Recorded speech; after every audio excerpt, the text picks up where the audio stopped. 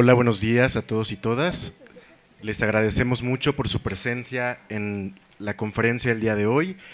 Yo soy Eduardo Tadeo, profesor del Departamento de Política y Cultura, y me da muchísimo gusto darles la bienvenida a esta presentación titulada Diplomacias en el Sur Global, las relaciones entre América Latina e India.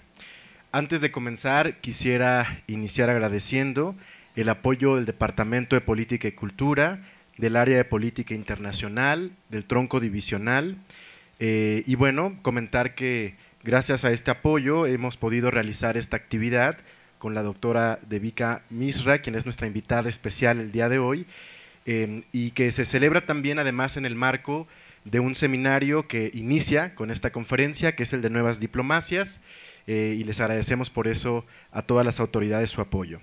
También quisiera mencionar particularmente un agradecimiento especial al Centro de Lenguas Extranjeras de la UAM Xochimilco, que nos ha apoyado también pues, en la organización de este evento. Devika, thank you very much for being here. Feel really welcome to UAM Xochimilco. We are really pleased to have this conversation today about India and the relations with Latin America. So you should know that a lot of people and a lot of offices have, gathered in order to make this happen. So we are really happy indeed to have you here. Para iniciar, antes de ceder la palabra a la doctora Devika, quisiera en primer lugar que pedirle a la doctora Griselda Gunter, coordinadora del tronco divisional de la UAM Xochimilco, que por favor nos dé algunas palabras iniciales. ¿Has aprendido? Sí. Bueno, gracias por venir a la conferencia de la doctora Devika Misra. Voy a decir unas palabras. Yo soy coordinadora de tronco divisional y solamente quiero expresar unas palabras de agradecimiento a la profesora. We are very thankful for you to being here. We know you come from so far, and that's more important for us. We are not used to receive people from Asia or from India, and we are not used to listen this kind of point of view from so far. So thank you very much for coming, for the effort, and that's all. Thank you. Muchas gracias, doctora Griselda. Ahora quisiera ceder la palabra al doctor Juan José Carrillo Nieto, quien es jefe del Departamento de Política y Cultura de la UAM Xochimilco. Gracias, buenas tardes, ya son tardes. Yo quisiera agradecer en primer lugar al área de Política Internacional. Tengo la convicción de que en la UAM Xochimilco nos hace mucha falta la perspectiva internacional. Y en ese sentido creo que el trabajo que ha estado haciendo el área de política internacional es muy importante. Si bien es cierto que nuestra universidad nació hace 50 años con el objetivo de resolver muchos de nuestros problemas locales y tiene que seguir siendo nuestras preocupaciones, también es cierto que en este momento en que el mundo está tan globalizado, no podemos solamente mirar localmente nuestras realidades. Y en ese sentido me parece muy importante lo que está haciendo el área de política internacional. Me parece muy importante también que nuestros estudiantes de ciencias sociales puedan escuchar otras perspectivas sobre América Latina, sobre Asia, sobre los vínculos que existen, comerciales, políticos, culturales, para que tengamos una perspectiva más amplia sobre nuestras realidades sociales. Y en ese sentido creo que debemos de agradecer la realización de esta actividad, que además no es sencilla porque no solamente es la parte logística, sino la parte de cómo hacemos con las traducciones, donde estuvo sufriendo mucho el doctor Tadeo para la traducción, porque además toda la parte de cómo vamos a lograr una traducción para que ustedes puedan escuchar y comprender lo que se viene a exponer el día de hoy. Entonces yo quiero agradecer y felicitarlos por este tipo de iniciativas. El área está muy activa en los últimos años y se nota mucho porque tienen muchas actividades. Ojalá y puedan ustedes conocerlas, porque hace poco hablábamos de diplomacias culturales, así que hace un mes, y la verdad es que fue una exposición súper interesante. Hace 2 meses tuvimos otra actividad también por parte del área. El área también convocó junto con la licenciatura en Política y Gestión Social a un concurso donde están por salir los resultados sobre políticas públicas a nivel global. Entonces vean que hay una área que está realizando actividades con mucha fuerza, y en ese sentido pues felicitarlos y agradecerles que nos inviten. Al mismo tiempo pues agradecerle a la invitada, a nuestra invitada, que esté aquí en la Universidad Autónoma Metropolitana, que pueda conocer una universidad pública mexicana, latinoamericana, y yo creo que sí tenemos que sentirnos orgullosos del tipo de universidades que tenemos en México y en México, en América Latina, pero en México en realidad sí, tanto por las luchas estudiantiles como de los docentes, las universidades, el tipo de instalaciones que tenemos en muchas ocasiones, como es el caso de la UAM, son instituciones sólidas y fuertes, y tenemos que seguirlas impulsando. Entonces, you're welcome to the Metropolitan University. I hope you enjoyed our university, and thank you very much. Y pues muchas gracias a todos y a todas por estar aquí. Muchas gracias, doctor Juan José. Bueno, antes de continuar, quisiera yo hacer explícito también el agradecimiento a la doctora Carmen Gómez Pezuela, quien es coordinadora del Centro de Lenguas Extranjeras, y Andrés Ayala Oñate, quien es nuestro traductor el día de hoy y que viene de parte de Comexus. Muchísimas gracias, no hubiera sido posible tampoco este evento sin su apoyo.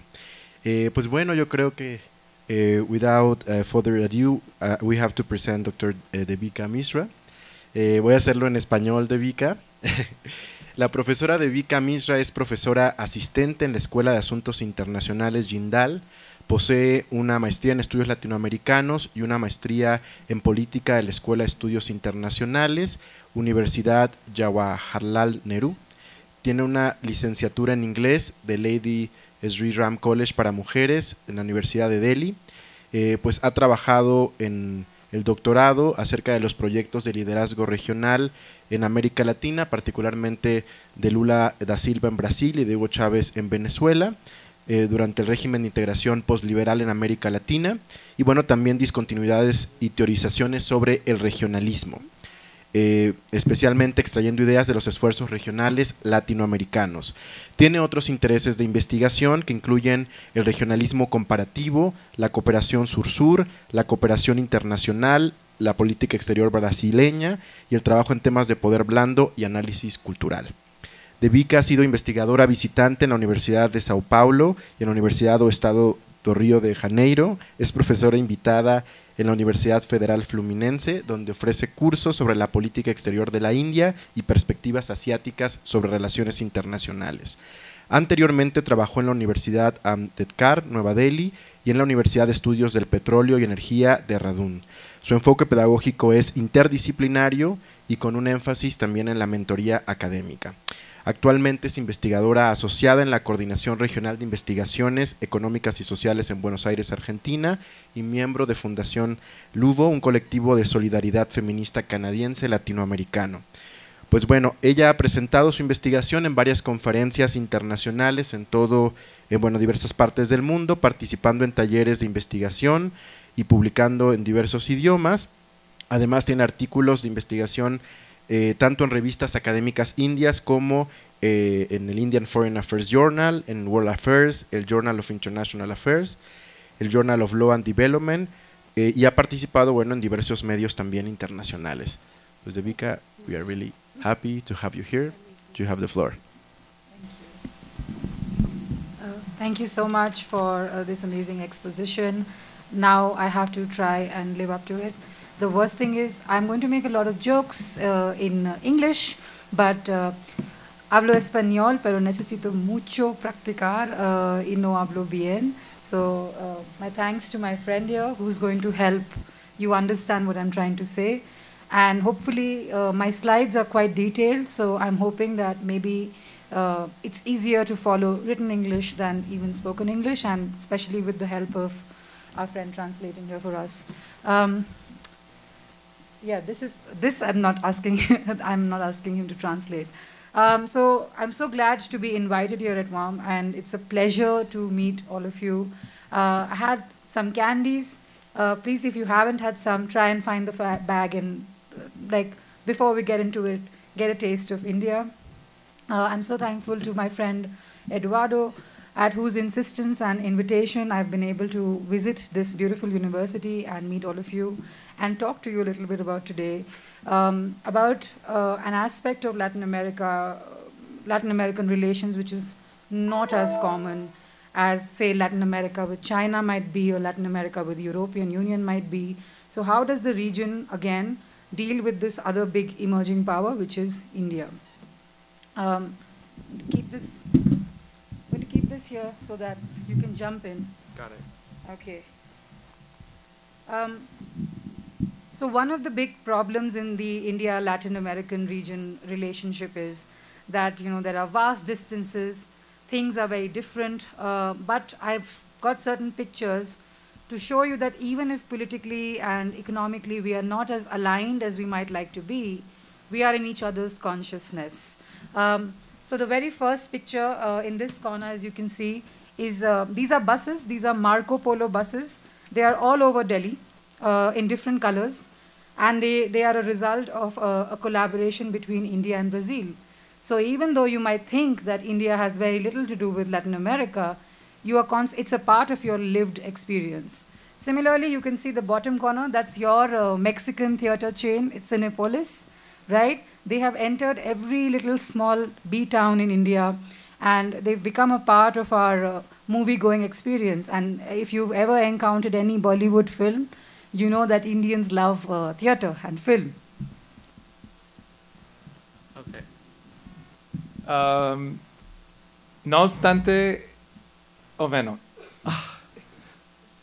uno de los problemas más profundos entre la relación entre la India y Latinoamérica es que suele suceder de que no pensamos en la relación entre India y Latinoamérica, pero la profesora estaba comentando de que a pesar de eso, sí hay muchos ejemplos de la colaboración entre la India y Latinoamérica. Por ejemplo, en estas dos fotos, en esta foto existe el autobús que fue producto de como la relación entre India y de Brasilia, y en esta foto es, bueno, la influencia mexicana en Delhi, donde ha aparecido un montón de cinepolises, pues en Delhi, imagino, y por el país de la India. But let's do shorter. Okay. These other two images are instances of Indian presence in Latin America. So the very first image that you see on the right, this mother hugging her child, Amma, this is in Cancun. It's the Amma Yoga Meditation Spiritual Center in Cancun, and there are many, many such ashrams that exist in all over in Latin America. And the other image that you see is the ISKCON Center. So if you have ever heard of the Hare Ram, Hare Krishna movement, there are many such ashrams which have emerged. Of course, the image that they've put on their website is disgusting. It's a horrible image. But if you take a look at the centers that are listed, they are very, very well established all over Latin America. Did you say that these are all over Mexico or just Cancun? This is This is just Cancun. no, but they exist all over. But this is the one from Cancun. Okay. Okay, otros dos ejemplos de la relación entre la India y México es que, bueno, este es la imagen de un centro de yoga y meditación que está presente por toda la República. Más bien, esta imagen proviene del centro de yoga y meditación en Cancún, que se llama AMA. Y en esta imagen representa como la distribución de los centros ISKCON por Latinoamérica, y a pesar de que la foto tiene contenido como muy inapropiado, podemos ver la distribución de estos centros por toda Latinoamérica, que, bueno, desde Argentina hasta Venezuela.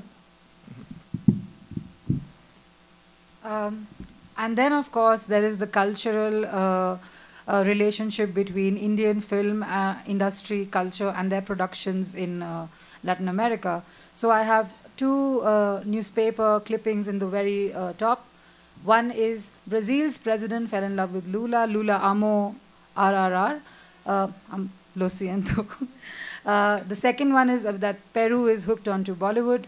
One of the image there, so when I had gone to Brazil, a lot of Brazilians were very upset that I wasn't wearing a sari and I didn't look like this lovely lady, the Brazilian approximation of an Indian lady. But this is a very, very famous soap opera that you have in Brazil. It's called Caminho das Indias.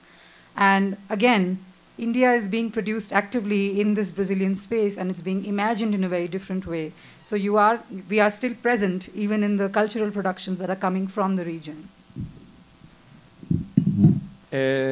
Otros ejemplos sería que, bueno, el presidente de Brasilia se enamoró con la triple R, que es, what's triple R? It's a film.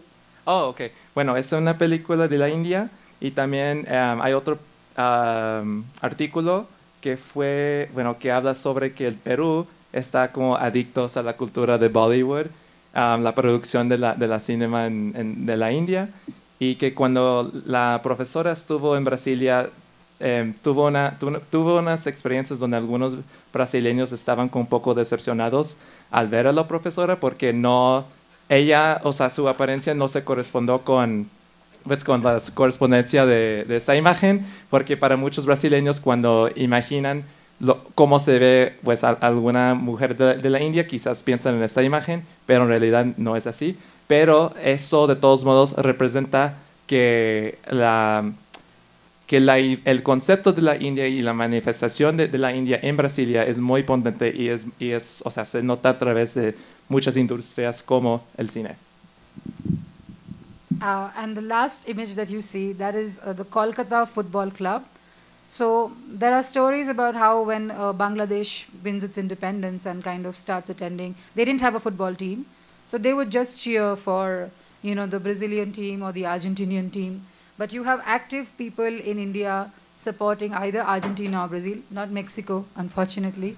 But great passion for football in India, where you'll see people wearing these jerseys and especially the football states. Football is not the major sport in India, but we have a lot of love for Latin America through this engagement with football. ¿Cómo digo Bangladesh en español? Bangladesh. ¿No es Bangladesh? Ah, ok. Bueno, previamente el país de Bangladesh no tenía como un equipo de fútbol prominente, bueno, al nivel federal o nivel universitario, algo así, pero fueron muy adictos a la cultura del fútbol en Brasilia. Where else were they?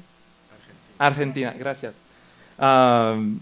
Y que luego con el tiempo pues formaron como equipos de fútbol comunitarios y que a pesar de que el fútbol no es un deporte que es muy popular pues por el país de Bangladesh, de todos modos son muy, bueno, apoyan mucho a ese deporte y siguen, bueno, el deporte. Then these are some historical images of state visits between India and Latin America as a region. So this very first image on this side, this is the Prime Minister of India in the 70s, Indira Gandhi, and she did this historic tour of the region where she visited 8 countries, including Mexico, in 1968. And you can see that here she's being received in Argentina. Similarly, that image is Castro, Fidel Castro visiting India. He visited us a bunch of times in the 70s and the 80s. And at the bottom corner, you can see that Che is meeting Prime Minister Nehru, who was the first Prime Minister of India, the father of Indira Gandhi, and again, somebody very interested in building this third world solidarity. Ok, en estas imágenes, bueno, son imágenes históricas que representan reuniones diplomáticas entre la India y Latinoamérica. En esta foto es una diplomada de la India que se reunió con alguien en Argentina. En Argentina, y en estas dos fotos, bueno, aquí en la derecha es pues, Fidel Castro con, what's his name? Sorry? Fidel Castro. Castro is just coming to India. That's Indira Gandhi, same woman. Indira There. Gandhi. Ah, ok. Okay. Bueno, vino a la India, vino varias veces en los años 70 y 80 y Che Guevara también asistió, bueno, fue muchas veces a la India por reuniones diplomáticas. Then this is the current sort of worldview, right? So in the first picture, you have the most recent BRICS summit, And everybody is very happy, everybody is a man, and they've all got their hands in the air. And even though Modi is not wearing a suit, I'm pretty sure that his outfit is very expensive as well. And then at the bottom you have an older prime minister, a prime minister who was the Indian prime minister before Modi, Manmohan Singh. And you can see this is the formation of the IPSA forum, which was the India, Brazil, and South Africa forum, which predates BRICS by some time. Ok, tenemos un summit y un forum entre la India y Latinoamérica. Bueno, son hombres aquí que, bueno, son nada más hombres, no hay mujeres.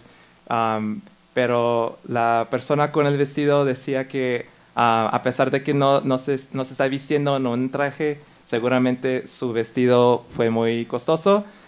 Y aquí en el forum son... I'm sorry, can you repeat? IPSA. Ok, es el forum IPSA que... India, Brazil, and South Africa. De la India, Brasilia y África del Sur. Sí. Ok, gracias. Okay. No te preocupes. Then one of the big grouse, one of the big problems that many Latin American countries, when we have these meetings between the Latin American embassies and the Indian embassy, we'll have this conversation about how India doesn't seem to want to invest in the region, even as barely as opening enough embassies. So I've made this table which kind of lays down the missions, the Indian missions in the Latin America and the Caribbean, and the missions from Latin America and India. And you'll see that we've actually done a little bit better. For example, the Panama embassy was only opened in 2022. So this is kind of emblematic of India listening to the partners in the region a little bit more, India kind of showing more effort towards building this relationship. But yet you'll see that many countries which have full missions in Latin America, there's only like an honorary consul from the Indian side.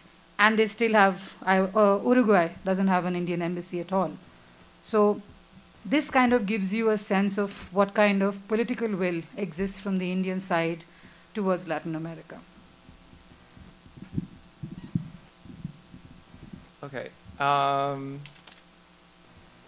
Bueno, recientemente en la historia entre la diplomacia de la India y Latinoamérica se notaba que quizás la India no quería invertir recursos por Latinoamérica, pero recientemente pues la India ha abierto como consulados pues en varios países de Latinoamérica y tanto como países latinoamericanos han abierto consulados en la India. Entonces vemos que recientemente en Panamá habían recién abierto su consulado en la India en 2020. India abrió uno en Panamá en 2022, entonces recién. Entonces eso demuestra que está cambiando como la voluntad política y la actitud política de la India hacia Latinoamérica y hay más inversión binacional. I just shifted so you can sit more comfortably. So what was the point of all of these images, right? You have to do this kind of digging, this kind of finding evidence when there isn't a very robust relationship that exists between the country and the region. So it's actually, I mean, I like to say it's a very sporadic and symbolic engagement. And this is a quote from one of the big scholars in India who sort of writes about India and Latin America, which is the first point, that actually the relationship only occurs once in a while, right? And mostly it is symbolic. There isn't real heft to the relationship. Secondly, that even though there are so many differences between India as a country and the region, the fact that the geography is different, they're very far away from each other. The culture is very different. We have different colonizers. We had different colonial and nationalist baggages, right? We became independent only in 1947. India is a 75-year-old country in terms of an independent state. As a civilization, of course, it's very, very old. Wait, let me translate. Okay. Okay. The first one. No, I understand. Ok, que como temas que surgen entre la relación entre la India y Latinoamérica, a pesar de que sí tienen mucha potencia de formar una relación muy como influyente y muy potente, históricamente la política exterior de la India en Latinoamérica nada más ha sido como más simbólica, o sea, hacen gestos, pero realmente a través, bueno, más profundo de esos gestos, no hay como mucha sustancia en esos actos diplomáticos. Y que a pesar de la división de la geografía y las diferencias culturales entre Latinoamérica y de la India, las dos regiones comparten muy poco en común. Por ejemplo, la doctorada había comentado de que tienen como colonizantes diferentes, pero I think that was it, no? Sí. Yeah. Oh, okay. So what do we mean when we say that the relation has been symbolic, right?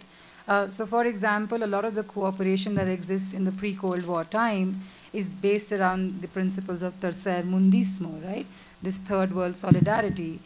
But even with that, Latin America was always sort of an outlier for the Afro-Asian countries because, again, the colonial experience is different.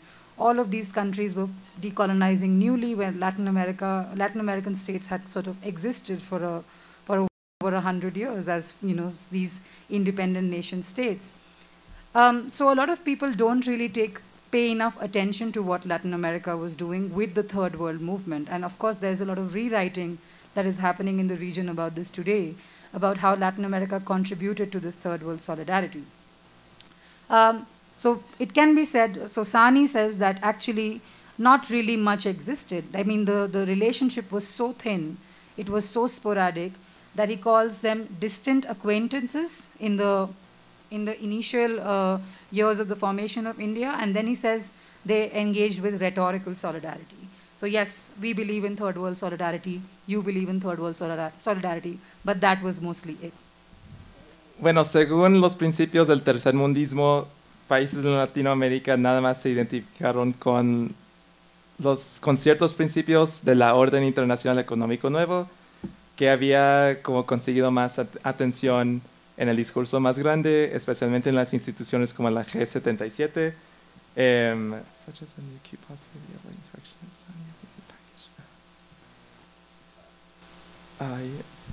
Sí, quizá ahí lo más relevante es que justo me parece, ¿no?, que había una vinculación más retórica de ese tercermundismo y que se reconocían mutuamente India y América Latina bajo el lente, ¿no?, por la experiencia colonial, pero no había más allá de esa retórica. Vale. So to give you a sense of, okay, the question is, has the relationship become deeper now, right? Has the relationship become stronger now? Is it stronger today? To give you a sense of how India sees the region, in 2019, our foreign minister, Jaishankar, he has given this speech to the parliament where he talks about how India is a global country, it needs to have a global footprint, it needs to pay a lot more attention to the world, and he talks about, you know, how India is going to engage with these different regions. Latin America is never mentioned as one of the regions. The only mention of Latin America in this global imagination of India is as other nations of the South. And this, I feel, is very emblematic of where India and Latin America as a region feature. Bueno, en eventos actuales, a partir de 2019, Latinoamérica sigue siendo como excluido en el planeamiento de programas o actos diplomáticos de la India. Por ejemplo, cuando el Prime Minister Jaishankar, just say Jaishankar. Jaishankar. External Affairs, Foreign Minister. Okay. Bueno, ministro de Política del Exterior. Él había excluido a Latinoamérica en sus planes. This is kind of also evident in how we read about Latin America and India. I think it's still better than how India is read in the region, because at least we have some departments that are dealing with Latin American politics in India. But it's for the size of the country, there are 4 departments in the country as of today that study Latin America. I teach at one of them, and I was trained at another one. There's 4? There's only 4 departments that study Latin America all over the country. In India? In India. Okay. Y que la profesora, no hay muchos como oportunidades de estudiar Latinoamérica desde la India, nada más existen 4 departamentos por todo el país, por todas las universidades que ofrecen estudios latinoamericanos. Ella se había titulado en uno y hizo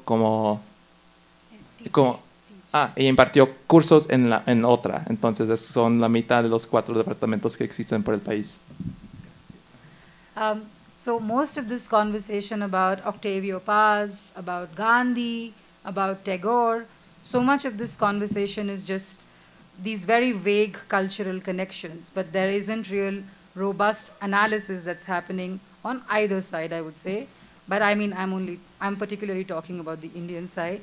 There seems to be this real dearth of political will in building a stronger analysis of even the region as a whole, forget countries individually. You said there's less or more political will? Less political. Less, okay. Que hoy en día sigue siendo de que no existe mucha voluntad política de fortalecer las relaciones entre la India y Latinoamérica. O sea, ni siquiera países distintos en Latinoamérica, sino completamente una región completa. So then when do we kind of go from this rhetorical solidarity and distant acquaintance? So once the Cold War ends and the democratization, liberalization, privatization, all of these reforms are enacted in the region as well as in India. India liberalizes and opens its economy in the 1990s. That's when we sort of kind of start moving into this field of strategic engagement, where the region sort of becomes a more important actor as far as Indian foreign policy prerogatives are concerned. The region became more important. But India or Latin America? Latin America is the region. Okay. Yeah. Al concluir la Guerra Fría, fue entonces cuando la India se liberalizó mucho y de ahí empezaron a estrategizar como puntos claves de formar como relaciones exteriores y que you said it was more less. The political will has slightly improved because now we are going into a strategic engagement. Okay, entonces había como un poco más de aumento en el interés de fomentar relaciones con Latinoamérica, pero no tanto. So what does this strategic engagement again mean, right? Like we are saying that we are engaging strategically with the region, but what has it actually entailed? So now, as of now, we have 2 partnerships. We have 2 strategic partnerships in the region. We have one with Brazil, which was formed in the early 2000s. And then we had one with Argentina, which was formalized just before the pandemic in 2019. We have been talking about doing one with Mexico, but it's not moved to a strategic partnership level yet. You said Brazil was 2000? In the 2000s. In the 2000s, okay. Y bueno, a partir de ese momento, la India ha exitosamente podido formar como partnerships estratégicos importantes con hasta el momento Brasilia y Argentina, y está en proceso de hacer lo mismo con México. Okay. So what does it mean that we have 2 strategic partners, but we still seem to have so much policy paralysis or less than proactive foreign policy towards the region? So some scholars say that countries and states in Latin America only become important for India when there are international systemic concerns that are kind of evolved. And in that, when there are systemic concerns that India is trying to answer, at that point of time, the geographical distances, the lack of cultural parity, all of the lack of historical engagement, all of that falls apart. As soon as the country becomes strategically important in terms of the larger international system, that's when cooperation really seems to move forward. Just as how BRICS came up, IPSA came up, and then Brazil suddenly became a very important partner of India, and a strategic partnership was signed at the same time. Okay, ¿me apoyas? Yo puedo. Okay. Bueno, dice que qué significa realmente esta como relaciones estratégicas que tiene con América Latina. Dice que realmente cobra importancia la relación entre la India y América Latina cuando existen ciertas concerns, ¿sí? ¿Cómo dijiste? Concerns. Como Inquietudes, sí, como preocupaciones. cuando sistémicamente hay como ciertas preocupaciones, es cuando América Latina cobra más relevancia para la India, que no es todo el tiempo, sino únicamente cuando hay ciertas condiciones sistémicas que generan como una mayor preocupación por acercarse a América Latina. So ultimately, the problem in India-Latin America relations, especially from the Indian side, is a problem of perception and knowledge. We don't have the right perception about the region, about how important the region can be. For the longest time, I mean, India thought Latin American countries were politically unstable. There was this concern about democratic leadership, and I didn't want to put that on the slides because I think it's insulting, especially given where India is right now in the democratic deficit that we are kind of ongoing. And it's also about knowledge. You don't really know what these partnerships can lead to because you haven't explored them. Bueno, dice que gran parte del problema por el cual estas relaciones no se estrechan es porque existe una gran problemática con la percepción que se tiene acerca de la India y sobre América Latina y sobre el conocimiento que se tiene sobre ambas regiones, ¿no?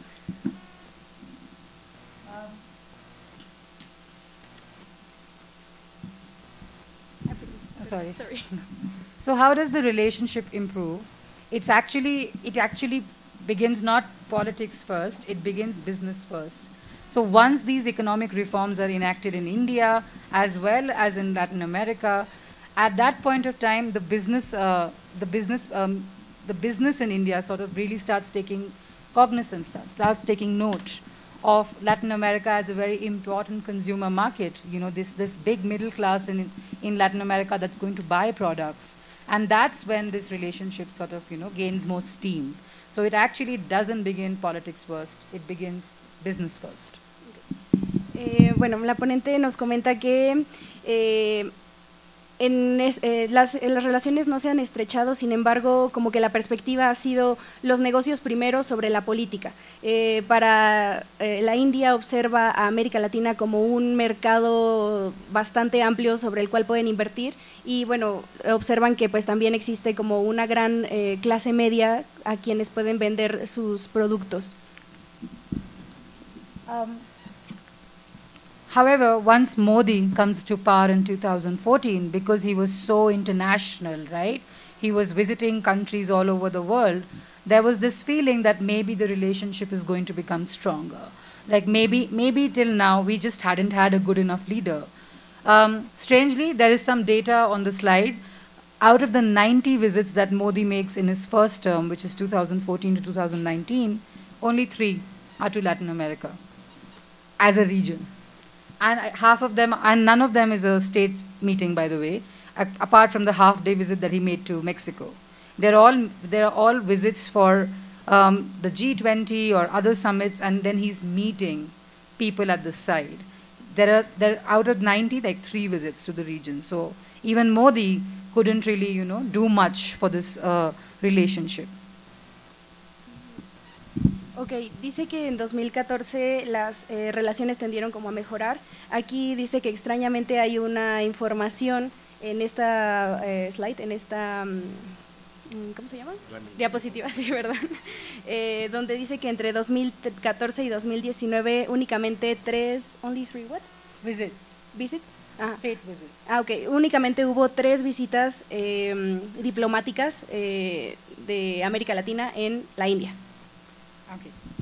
But this has changed again. So once he kind of comes to power for the second time, which is in 2019, there is a change. Suddenly, even before the pandemic, suddenly you had more visitors coming from the region to India, and you also had more Indian leaders going to the region. Ok, que en 2019 las cosas han cambiado, sobre todo previo a la pandemia.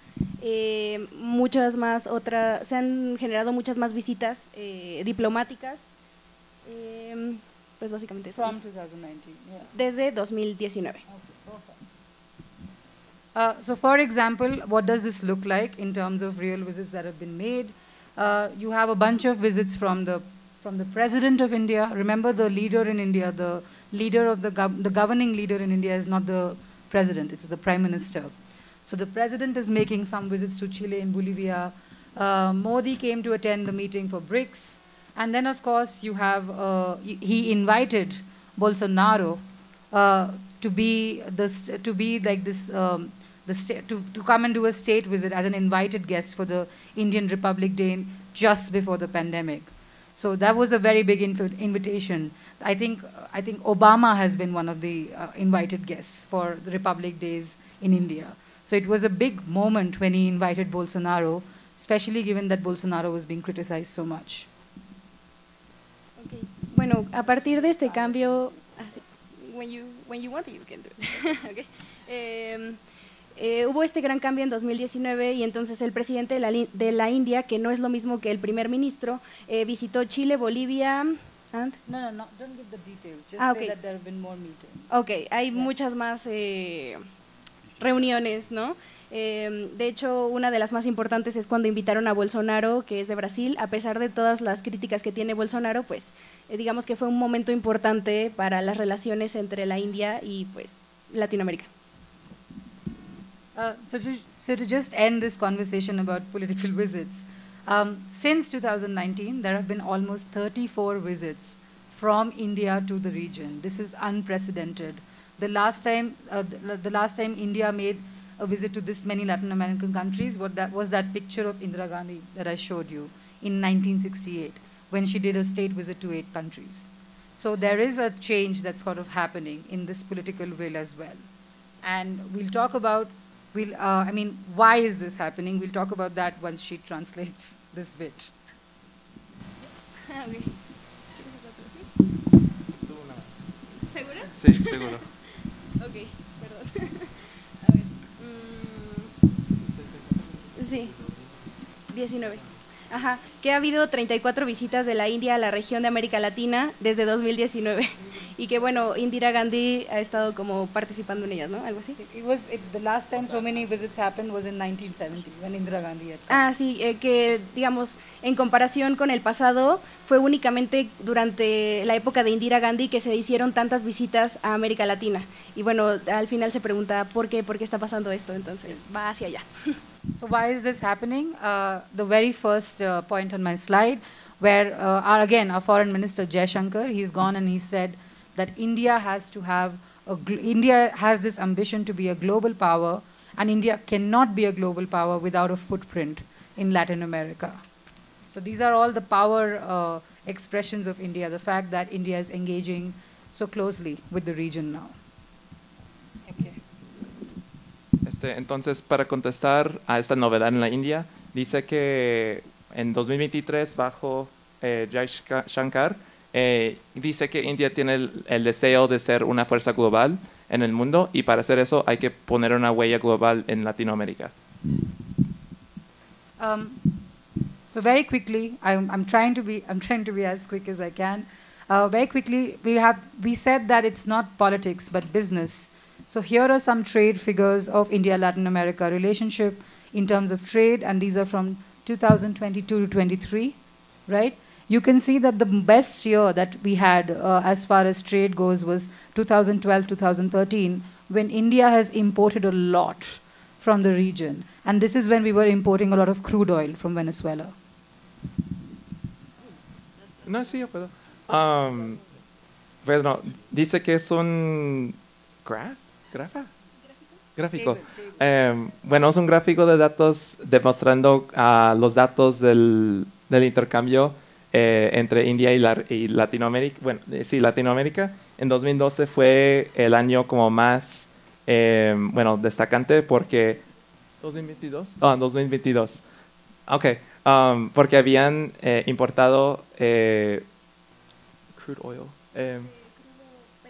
petróleo crudo de Venezuela. Okay. This is the trade figures for only 2022 and 2023. So you can sort of see how much are we importing, how much are we exporting from individual partners in the region. Not going too much into this, I want to talk about what all of these figures mean in actual terms for the trade relationship. Okay, y ahora es como la distribución de los intercambios con cada país en Latinoamérica, y que va a hablar, o sea, sobre más allá de los datos, o sea, qué quiere implicar estos datos. So all of this data, okay, Latin America is only 3.5% of India's total exports, okay, 3.5%. Bueno, en el sumo, Latinoamérica nada más representa 3.5% de los exportaciones de la India. Region, not one country. O sea, la región entera. And it's only 3.6% of India's total imports. Y que también nada más Latinoamérica representa 3.6% de las importaciones. So when the trade figures are so low, why are we saying that, you know, it's a good trade relationship, it's a trade relationship that's improving? Y eso demuestra que que está mejorando las relaciones en los intercambios entre la India y Latinoamérica. So it's actually not just about the data. You have to see the trend.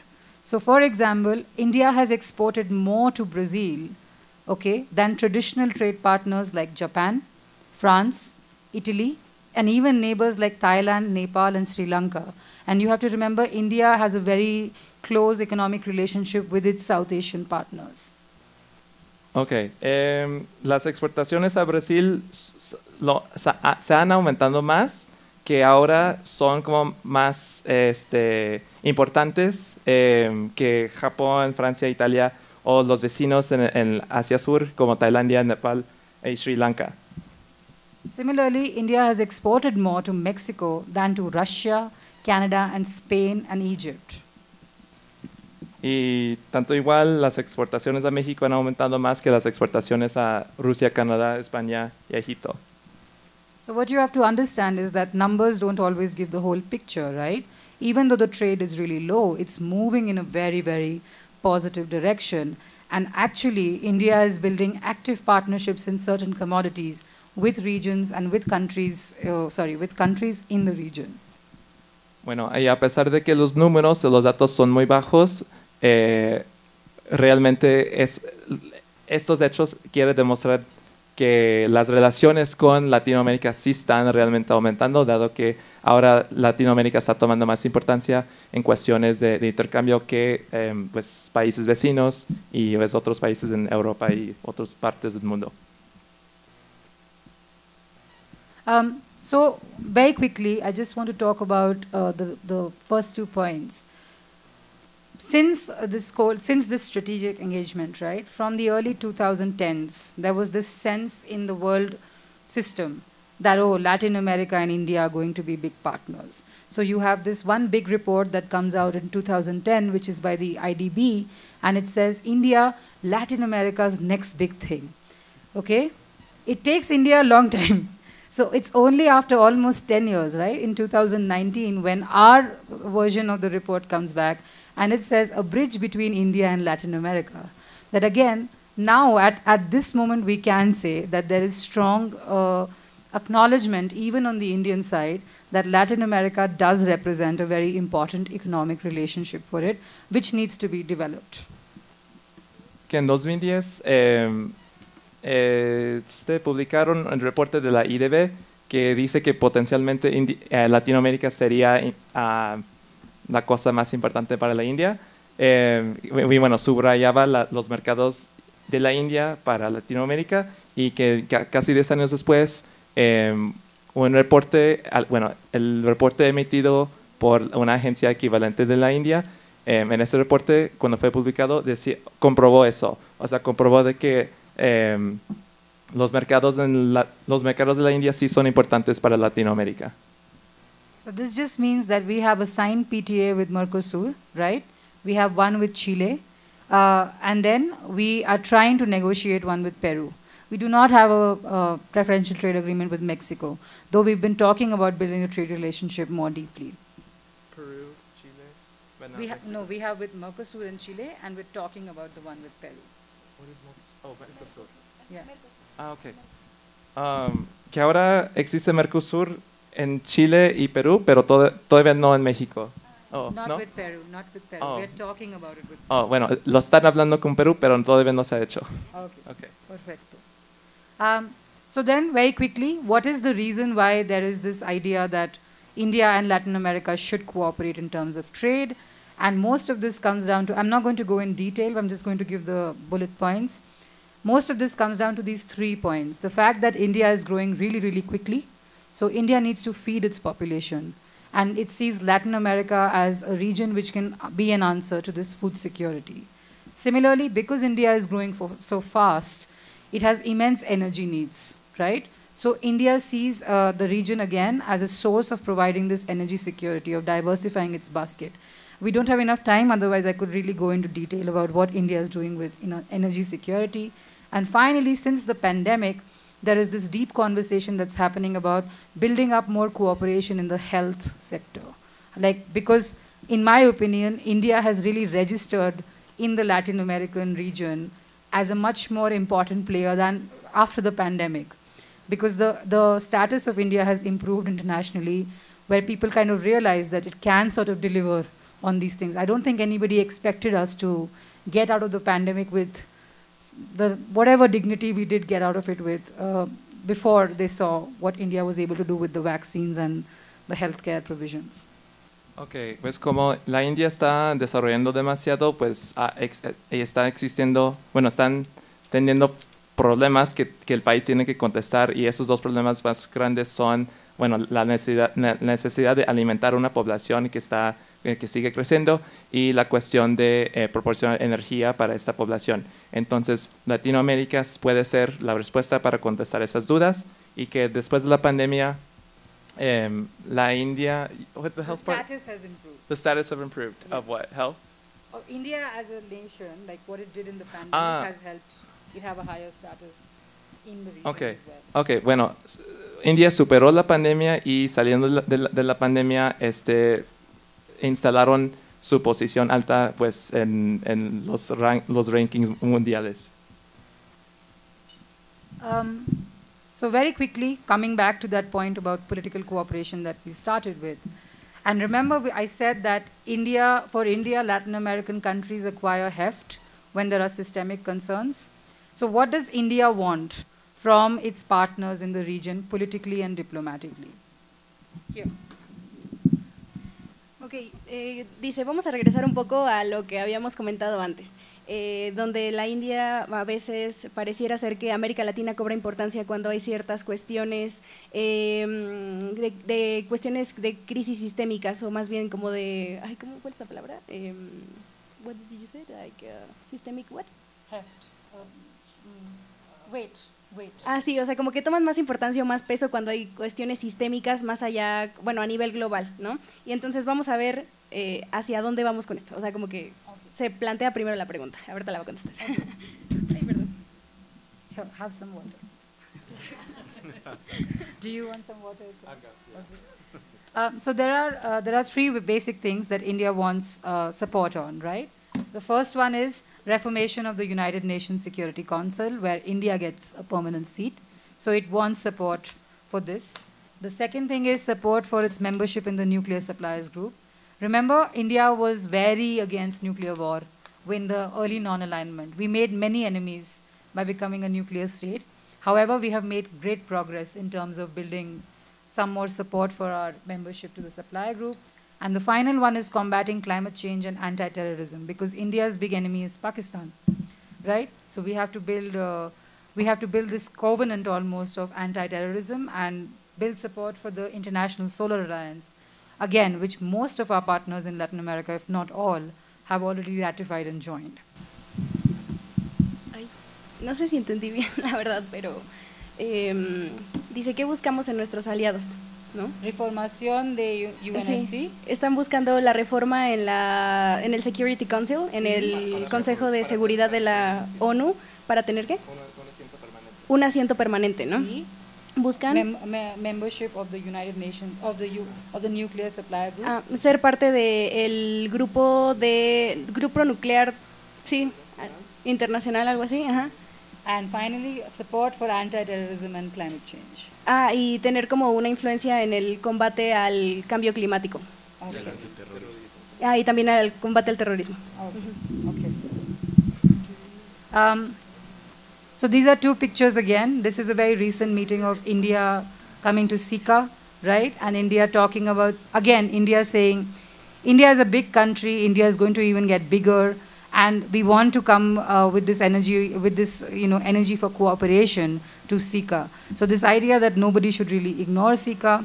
The second picture is the CELAC and India meeting. So this idea that, again, India and CELAC are dialogue partners, they should be talking more, and they should be engaging on building more collaboration on ideas of development and South-South cooperation. Okay. Dice que la India quiere ocupar un asiento muy importante en el área de energía en el mundo, por el mundo, y que promueve que India debería de tener más colaboraciones con sus diplomados, con personas, expertos en la energía por el mundo. But finally, I'm coming towards the end of my presentation. Oh, 5 minutes. Okay, that's good. I feel bad for my translators. I feel like they are very tired. So even though we are saying that the relationship is business-led, it's aligned on South-South cooperation, is it? We are saying there are many complementarities. Again, there is a lot of potential to this relationship. What does it really mean? Is it really as strong as these trends seem to make us feel? Okay, la cuestión es realmente India is having a very good relation with Latin America, all of this makes us feel that India is having a good relationship, but is it really a good relationship? Okay, la cuestión es, dado todos estos iniciativos, todos estos gestos, todos estos datos, la cuestión sigue que si la India realmente tiene una relación importante con la región de Latinoamérica. For example, even though India is a dialogue partner with CELAC, it did not form something similar to like the China CELAC forum, right? Why? What would it have harmed to form a dialogue forum like that? Again, this shows the lack of political will, in my opinion. They didn't want to form a relation with China? China has a China CELAC forum, but India only has a dialogue. India has not formed a similar forum. Why? When this relationship seems so important.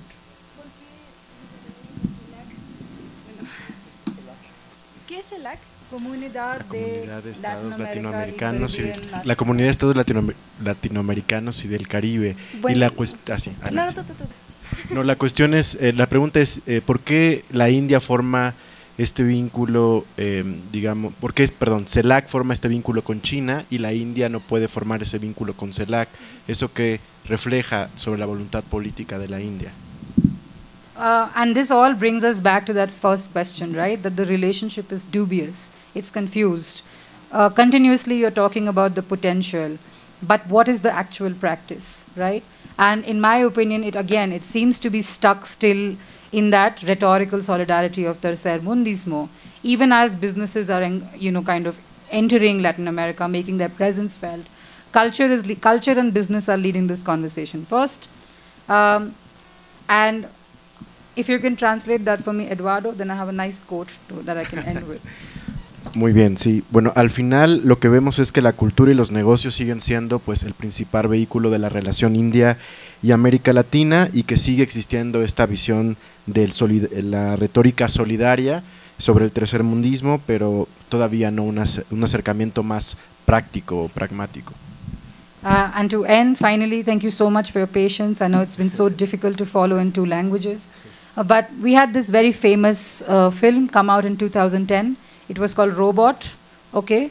And they had a big budget and they shot a beautiful song in Machu Picchu, but the song is called Kilimanjaro. And that kind of gives you a sense of this very confused sort of empty, or sometimes even almost empty relationship that you can see as far as conversations about India-Latin America partnership are concerned. And I'll end with that. Thank you so much. Bueno, por último, la ponente agradece a todos por este espacio y también por que tal vez pudo haber sido un poco complicado seguir la ponencia en 2 idiomas o con esta traducción, pero pues les agradece por su tiempo y su atención y les quiero recomendar una película que se llama Robot, que habla acerca como de la relación que tiene la India y que de cierta forma puede verse como un poco vacía o como no tan sustancial. Bueno, se ve reflejada en esa película, se llama Robot. Sí, muy bien. Muy bien, pues muchas gracias, Devika, por la presentación y por supuesto a nuestros traductores, les agradecemos mucho. Yo creo que es un gran esfuerzo justamente entrar en conversación, ya nos decía esto la doctora Griselda, con actores, digamos, globales, pero es parte del esfuerzo también justamente lidiar con esta cuestión de la interculturalidad y se tiene que trabajar, ¿no?, digamos, para lograr esto. Por eso es importante también que sí estudiemos idiomas, ¿verdad? Tratemos de estudiar diferentes idiomas para engancharnos en conversación. Bueno, habiendo dicho eso, voy a pasar inmediatamente la palabra a mis compañeros del área de política internacional, que también nos van a complementar el panorama que ya ha expuesto Devika, justamente con otra discusión sobre cómo la India no tiene otros vínculos como el espacio postsoviético y con Norteamérica. En primer lugar voy a ceder la palabra a la doctora Ana Teresa Gutiérrez del Cid. Muy bien, vemos que tiene un grupo de fans, la doctora, claro que sí. Bueno, yo creo que la doctora pues no necesariamente digamos necesita presentación, así que si me lo permite solo voy a reiterar que es profesora del área política internacional en el Departamento de Política y Cultura y pues un importante referente en los estudios postsoviéticos, pues no solamente en el mundo hispanoparlante, ¿verdad?, sino también a nivel internacional, y por eso nos da muchísimo gusto contar con su presencia hoy. Eduardo, muchas gracias. Tú me dices cómo voy para no pasarme, sí, de tiempo. Bueno, pues básicamente, primero que nada, agradecemos mucho a la doctora Devika haber venido con su presencia internacional a esta universidad, porque pues ya nos conocíamos, pero yo la verdad no sabía por su nombre, pero la conocí en San Petersburgo, Rusia, el año pasado, en donde se ve que ella pues es internacionalista, latinoamericanista, totalmente internacional, ¿no? Además quiero decirles, sí, gracias, quiero decirles que como estudié en la Unión Soviética, tuve muchos compañeros hindúes y eran los primeros lugares, los que se sacaban siempre. Allá no era 10, 5 era la máxima calificación, debido a esta capacidad de concentración que tienen los hindúes. Y bueno, la verdad es un placer que nos haya venido a ver acá. Y además yo quisiera hablarles básicamente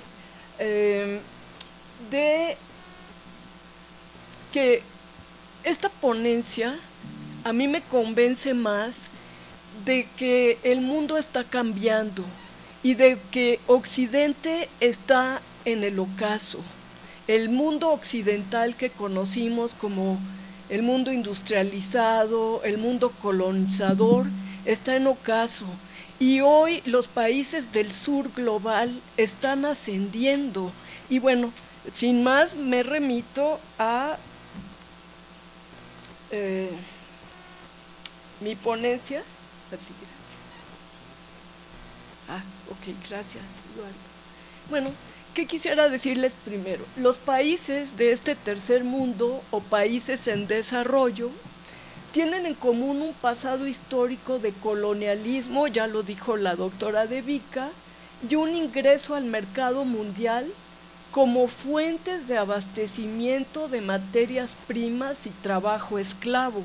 Esto lo vemos en los 3 continentes.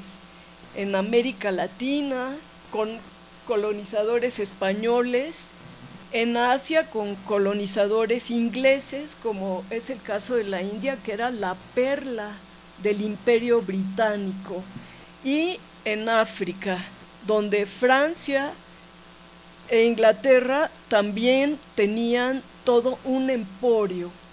En la era moderna, el saqueo colonial se dio, como les decía, desde la colonización española de tipo medieval, después del descubrimiento de América, y una segunda ola colonial inició con la conversión de Inglaterra y Francia como potencias industriales, que es lo que vemos en el módulo en donde estamos en este momento de historia y sociedad.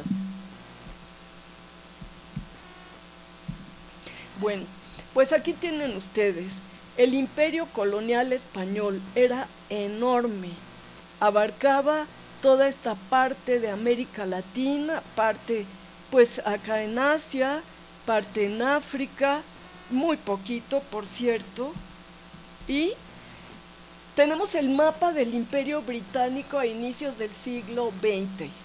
Tenemos aquí una invitada que es una alumna que está haciendo el doctorado en la UNAM, Paulina Domínguez, cuyo protocolo de tesis me pareció excelente para explicarnos las situaciones que se van dando, ¿por qué necesitaban tanta expansión colonial? Por el exceso de capital, tenían que colocarlo en naciones menos desarrolladas, en donde pudiera ganar dinero. Y hoy exactamente es lo que estamos viendo. La aproximación de tu tesis es precisamente cómo hoy el capitalismo ha cambiado y se está dando una transición al sur global. Bueno, pues aquí tienen ustedes, gracias Eduardo, el siguiente mapa, que es el mapa del Imperio francés, que Francia nunca llegó a tener el poderío de Inglaterra.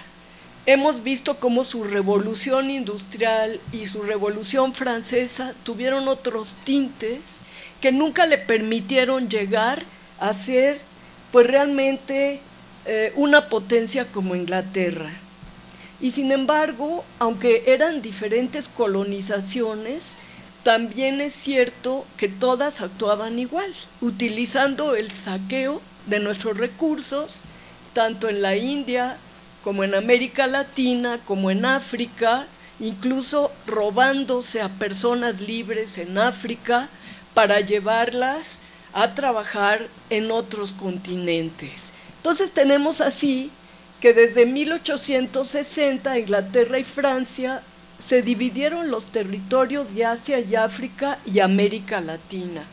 Fue un campo de batalla entre las potencias europeas y la naciente potencia Estados Unidos de América.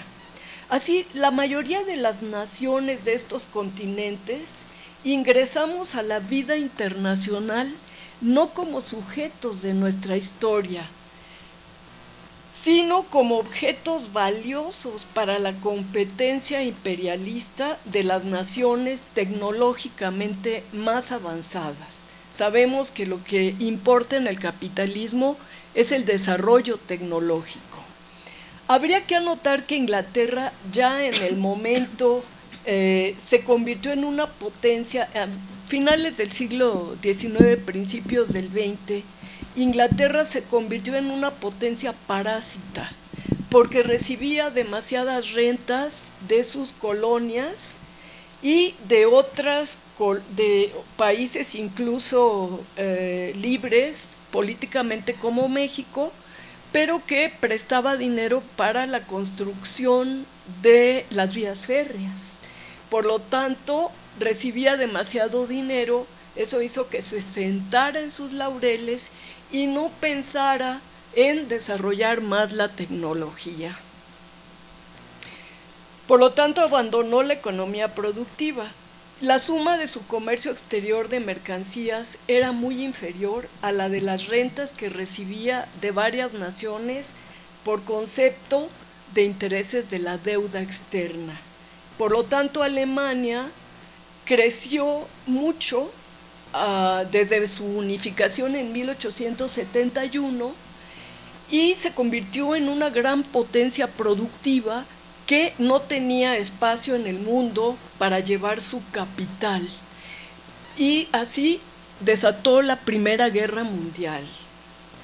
Sin embargo, Inglaterra y Francia, apoyadas por Rusia como carne de cañón, pues ganaron la guerra también por la intervención de Estados Unidos, sometieron a Alemania, pero Alemania muy pronto se recuperó con préstamos estadounidenses y ya para 1939 desata la Segunda Guerra Mundial. Tenemos así que el ataque de Alemania nazi, respaldado con capital estadounidense, fue una dura prueba para la independencia y la supervivencia de la entonces Unión Soviética.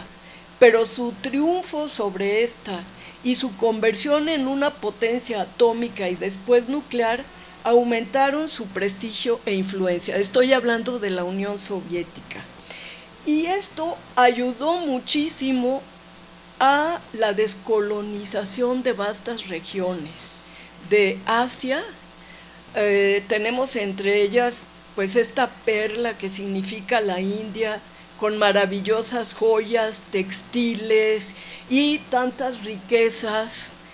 Y bajo la influencia del triunfo de la Unión Soviética en la Segunda Guerra Mundial, colonias como la India obtuvieron un gran impulso para su independencia en 1947, China en 1949. ¿Y a dónde han llegado hoy?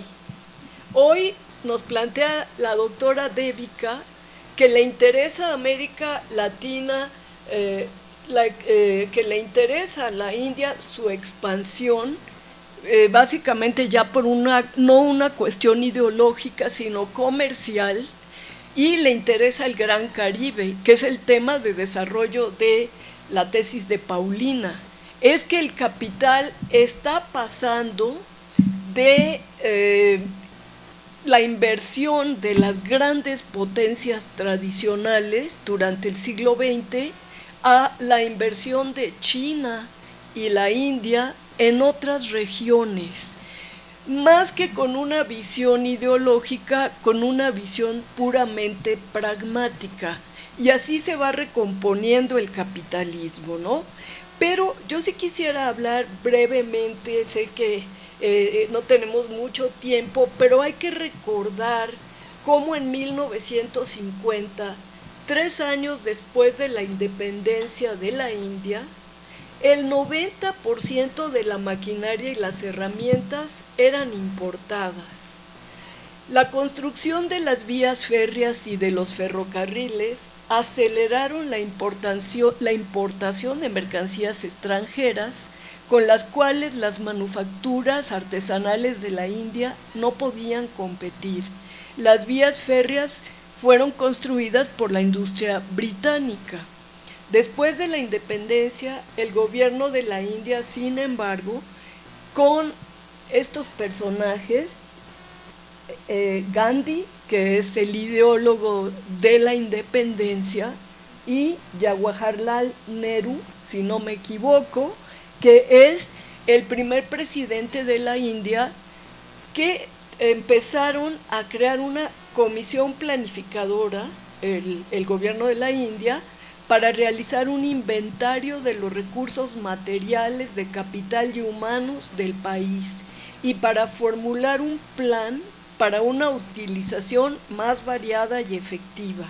Así surgió el primer plan quinquenal en abril de 1951, con el cual inició un proceso de desarrollo de la economía.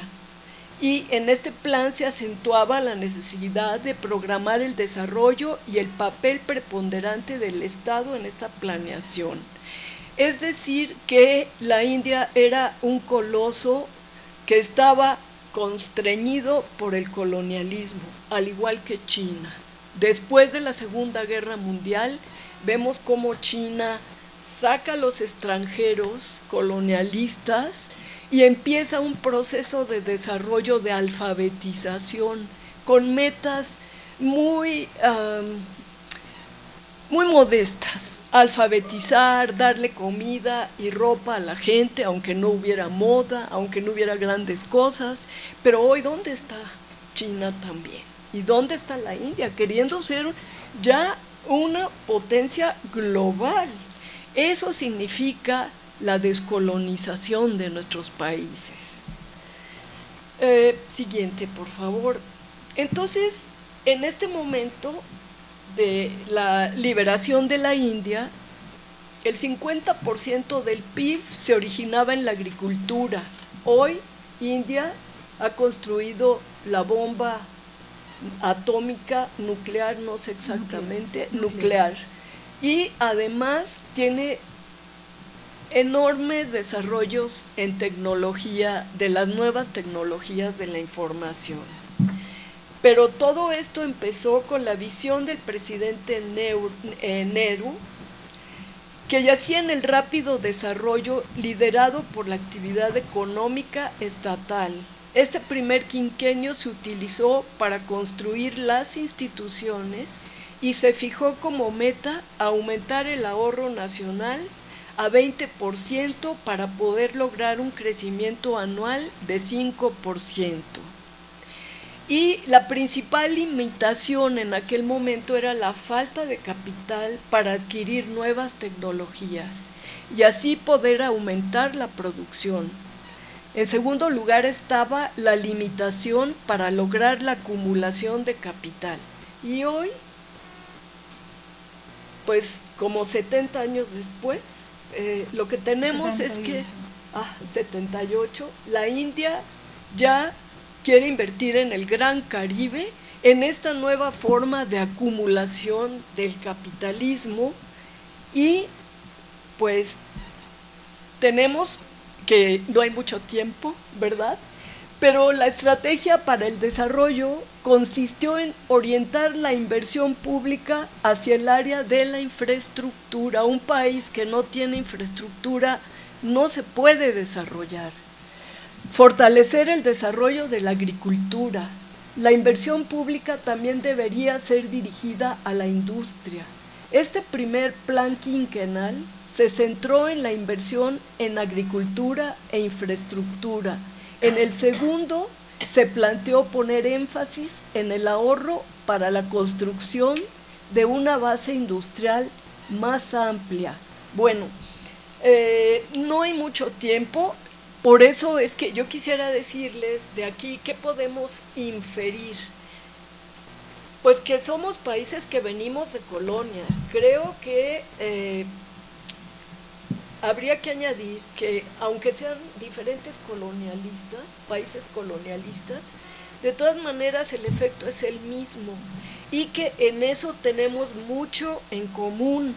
Y por lo tanto, lo que quería poner en su atención es que partieron de bases muy modestas: desarrollar la infraestructura, desarrollar la agricultura, y sin embargo vean hoy dónde están.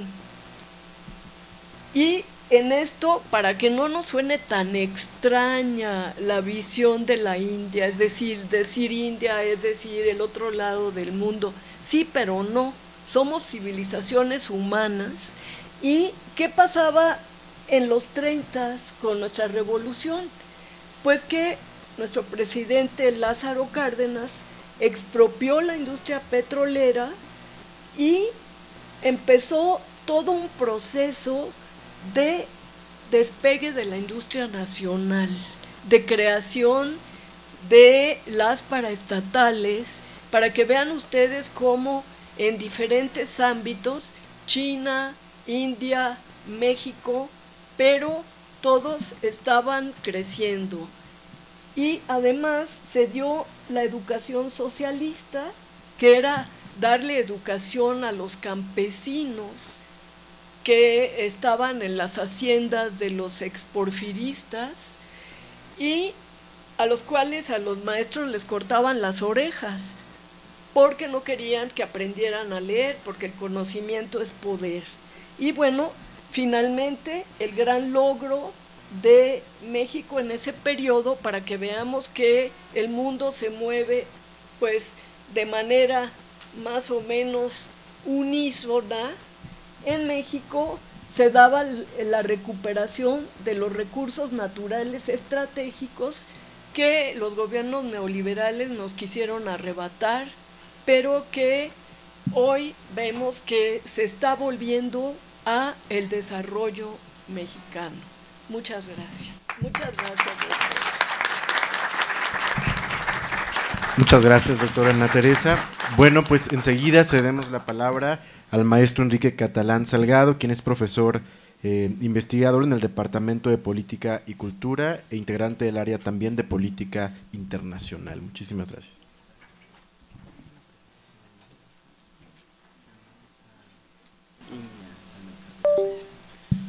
Muchas gracias, Eduardo.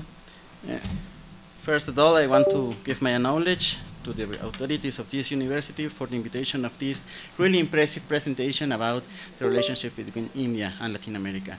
So in order to the best understanding on my presentation for the public, I'll do it in Spanish, but if any doubt about my interest in the presentation, you can ask in English whatever concept I am talking about. So let's start with this. Next, please. Por favor, gracias. Bien, vamos a empezar. Esta es la propuesta de análisis. Realmente hay poco tiempo y lo voy a sintetizar bastante, pero primero que todo me gustaría decir que me sorprende y me alegra coincidir con las conclusiones que presentas.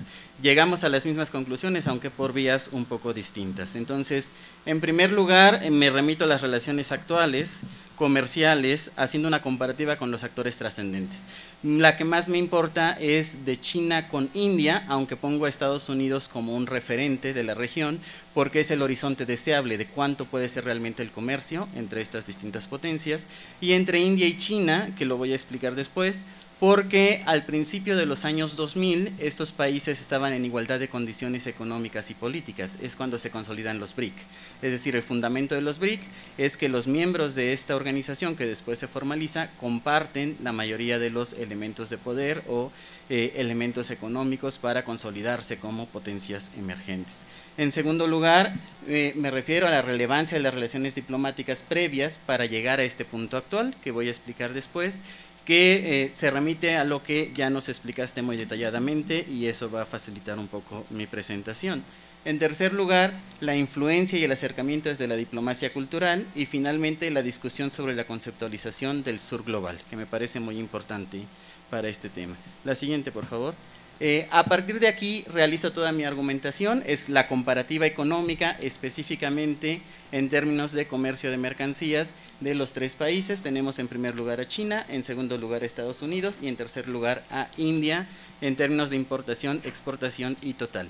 Por razones históricas, Estados Unidos va a predominar el comercio regional, no es necesario profundizar en ello, pero sí me interesa la comparación entre China e India, dado que a inicios del 2000 no era demasiado diferente. Es decir, a principios de los 2000 China era tan distante para nosotros como lo era India. No sabíamos mucho de China, excepto que nos proveía mercancías baratas, diríamos nosotros baratijas, ¿no?, a precios accesibles y párale de contar. Sin embargo, a través del tiempo vemos esta evolución donde no solo se incrementa el comercio, sino nuestro conocimiento, y es importante en el sentido en que ya nos explicaste.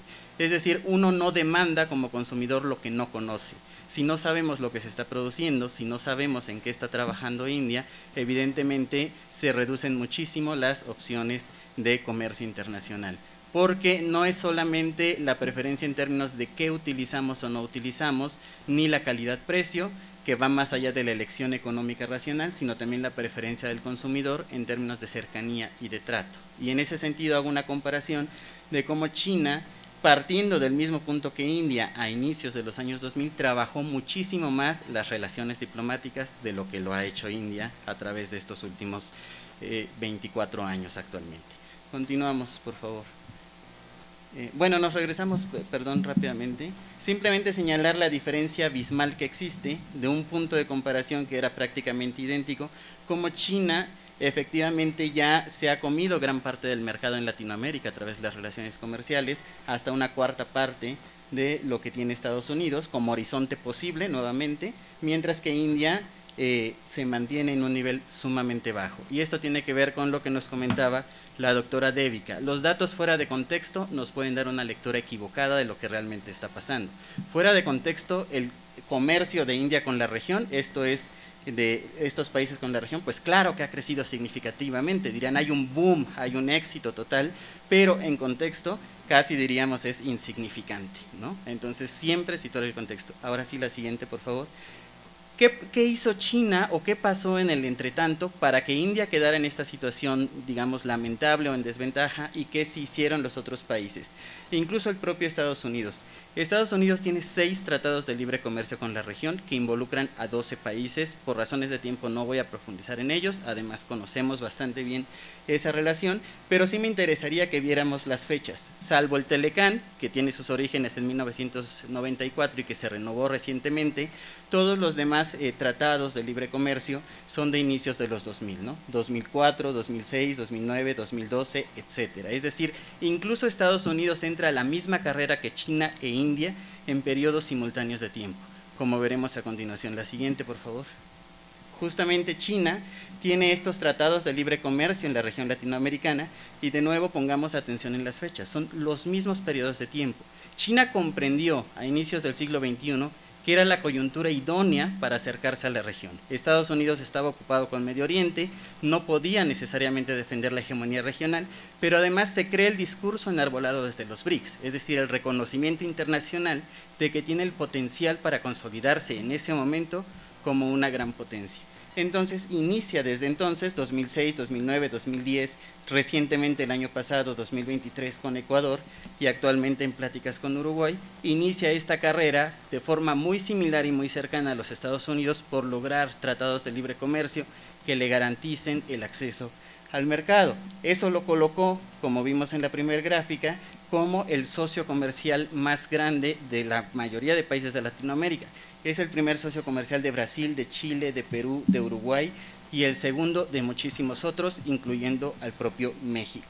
Pero además me gustaría puntualizar muy rápidamente que China tiene 2 iniciativas mucho más amplias que entran en el contexto de los macroproyectos regionales o transnacionales. Uno de ellos es la iniciativa de la Franja y la Ruta, bastante famosa y conocidos por todos, que involucra a 21 países de América Latina, y también tiene el Global Development Initiative, ¿no?, que involucra a otro tanto de países. No son solo los acuerdos bilaterales, sino que está trabajando en megaproyectos, similar a lo que planteó Estados Unidos con el ALCA, el libre comercio de las Américas, pero este fue sepultado, ¿no?, por Venezuela, afortunadamente, en Río de la Plata. También tiene otros proyectos que ya se han hablado, el proyecto China-CELAC y por supuesto dentro de los propios BRIC, el BRIC+. Todo esto le da a China y su diplomacia una presencia constante, cercana, y le permite no solo incrementar el comercio, sino crear otros aspectos, entre ellos la industria cultural, la diplomacia cultural, y ahora nos sentimos cercanos a China, que geográficamente está del otro lado del mundo, pero también lo está India. Sin embargo, la diferencia en la percepción de estos 2 países es abismal. Es decir, ya no es nada más el criterio que se decía antes de la cercanía o la ventaja geográfica con Estados Unidos, sino la construcción del reconocimiento mutuo entre las naciones que China ha trabajado y que me parece que India no lo ha hecho, como parece coincidir también la interpretación de la doctora, sobre todo en el sentido de que ni siquiera los locales diplomáticos, las embajadas, han recibido la inversión necesaria, como nos comentó. La siguiente, por favor. Justo entramos ahora a India. Vemos la enorme diferencia en este mismo periodo de tiempo de lo que India ha hecho o no ha hecho. India no tiene acuerdos de libre comercio con América Latina, tiene acuerdos preferenciales de comercio, que son menores en grado, en forma y en alcance. Tiene, ya lo mencionamos, el acuerdo de India con Mercosur, que se firma en 2005, tiene el acuerdo con Chile, tiene muchísimos tratados bilaterales de inversión, que ahí habría que señalar lo que yo consideraría un retroceso, no sé si hay coincidencia, porque India tenía firmados más de 85 tratados bilaterales de inversión, pero en 2015, por razones de política interna y de lo que consideraron una estrategia importante, alteran el contenido de los tratados de tal forma que se cancelan la mayoría de ellos, quedándose actualmente solo con 13 tratados, ¿no? En 2015. Tiene, por supuesto, acuerdos de cooperación bilateral y el proyecto IPSA, del que ya se habló, que también se podría incorporar dentro de los BRIC como una iniciativa india, pero que sin embargo todos estos proyectos en su conjunto son de menor grado en términos diplomáticos o en términos de alcance de lo que sí ha trabajado China y por supuesto el propio Estados Unidos. La siguiente, por favor. Aquí, ya para ir concluyendo, entraría esta diferencia que me parece importante. Para ello me remito a un artículo muy reciente de Joseph Nye Jr., de noviembre de 2023, donde discute el concepto como categoría de análisis de sur global, que ahora es muy común y que todos lo utilizamos en los análisis, pero que él señala que sería necesario un poco deconstruirlo, partiendo desde luego de la referencia geográfica básica, cuál es el hemisferio norte y cuál es el hemisferio sur, sobre todo porque China e India con frecuencia pretenden adjudicarse el liderazgo del sur global, siendo que ellos mismos no son parte del sur global. Desde una perspectiva geográfica, evidentemente, no lo son. También se aduce como un argumento de análisis de poder que el sur global posee la mayoría de la población del mundo, justo refiriéndose a la enorme población de China e India que no pertenecen al sur global. Entonces, Nye empieza a cuestionar este concepto y cómo es utilizado por las potencias emergentes, concretamente China e India, como un instrumento de soft power y de poder global para construir una categoría donde puede incorporar a una gran cantidad de actores que no necesariamente estarían de acuerdo en colaborar con ellos si la perspectiva fuera distinta. La siguiente, por favor. Entonces aquí hace un análisis muy amplio, Joseph Nye, no lo voy a detallar, pero justo trata de deconstruir históricamente el concepto, cuando durante la Guerra Fría se hablaba de países no alineados o tercer mundo, que es donde la doctora ya nos ilustró que hay acercamientos esporádicos entre India y Latinoamérica, justamente en el contexto de la Guerra Fría y cuestiones políticas. Después se habla de países menos desarrollados, porque termina la Guerra Fría, ya no es correcto hablar de tercer mundo, pero países menos desarrollados tiene una connotación peyorativa, agresiva, entonces se cambia casi inmediatamente por el concepto de países en desarrollo, que es mucho más agradable y que funciona institucionalmente, es el término que vemos en la mayoría de documentos oficiales de la ONU, por ejemplo, y que efectivamente son países en desarrollo, pero que tienen una gran cantidad de conflictos internos que bajo otras condiciones no los identificaría como países que necesariamente tendrían que ser socios o trabajar juntos. Con los BRICS a inicios de 2001, justamente está el concepto de mercados emergentes y a partir de ahí vemos esta recategorización cuando ya los BRICS se establecen, se formalizan en 2009 dentro de esta nueva categoría. Ahora aquí es donde viene el gran debate que es importante en términos de la relación diplomática de India y China frente al pretendido sur global, dado que ellos no pertenecen ni geográficamente ni desde el punto de vista constructivo a esta categoría del sur global. Concluye Nye diciendo que es un eslogan político útil y funcional para estos dos países, para atraerlos de una forma que no se sientan, digamos, colonizados incluso, o sí, instrumentalizados, como si se observa en el caso de Estados Unidos, que siempre se dice esta potencia nos agrede, nos invade, es decir, es mucho más amigable decir todos somos del sur. Y también una cuestión bastante crítica, que China la ha sabido manejar bien en su discurso de paz. A China le gusta decir que es un país en vías de desarrollo, sin embargo es la segunda potencia más importante del mundo, por ejemplo. En el caso de India no ha sabido crear ese discurso político que produzca ese vínculo o ese engagement con Latinoamérica, porque efectivamente, coincido, las relaciones han sido sumamente esporádicas y casi parecería que hay un desinterés. Tú señalas en tus conclusiones que es una relación dudosa, ¿no?, debido a estos altibajos en unos aspectos e importantes en otra. Yo no lo vería tan dudoso considerando que en algún momento, después de la creación de los BRICS, China pierde el camino. Empieza estableciendo estos nuevos acuerdos con Latinoamérica, pero después parecería perder relevancia y como bien señalas, no es sino hasta 2010 cuando de nuevo la región cobra fuerza, parecería que de nuevo instrumentalizada, es decir, necesito comida, necesito recursos naturales y volteo a ver pero solamente, y eso creo que sí lo percibimos desde Latinoamérica, de una forma sesgada y selectiva, que tú lo comentas como la estrategización de los países, es decir, únicamente con los países que concibe como más relevantes para términos de su propio interés nacional, cosa que no ha hecho China, que sí hace sentir como más incorporados a los países. Para finalizar, me gustaría señalar la cuestión del poder cultural suave, que también es muy importante, porque China lo ha hecho con el Instituto Confucio, por ejemplo. Incluso ahora nosotros aprendemos chino en las escuelas, claro, no en todas, pero existe esa posibilidad. Conocemos series, películas, etcétera, y aunque pones ejemplos de que efectivamente India tiene una industria cultural importantísima, nadie cuestionaría que Bollywood es el principal centro productor mundial de películas y de cine.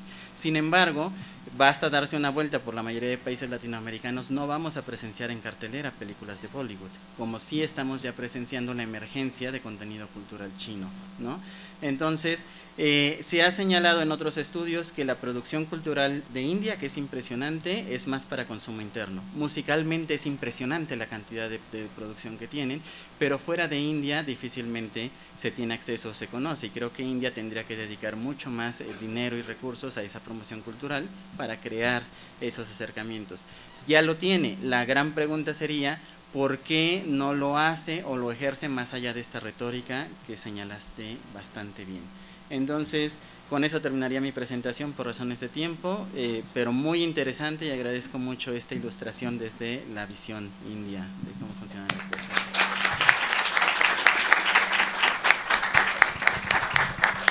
Muchas gracias, Enrique, por tu presentación. Bueno, pues hemos llegado al momento de nuestra sesión de tomar un par de preguntas, si es que las hubiera dentro del público asistente. Ya veo varias manos levantadas. Vamos a tomar primero la pregunta de allá atrás. No tenemos un micrófono que podamos mover, entonces, si pueden hablar fuerte o pasar aquí al frente para poder hacer la pregunta. Ahora sí que depende de ustedes y la potencia de su voz. Sí.